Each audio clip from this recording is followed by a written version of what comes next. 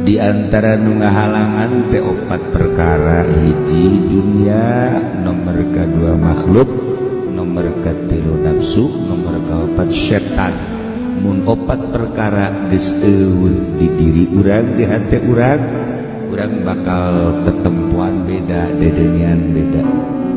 Dunia ulah dipuatkeun ka jero hate, cukup dileungeun bae dunia. Ulah diasupkeun ka jero hate, urang boga duit 1 miliar dileungeun bae tah, ulah diasupkeun ka hate. Kan ieu mah aya numpak di hate. Bogana mah ngan 100.000, nu mepek mah 1 juta di dieu. Ngeleuwihan ti kaboga, ieu hayang itu hayang, itu rencana ieu rencana, eta nu rusakna.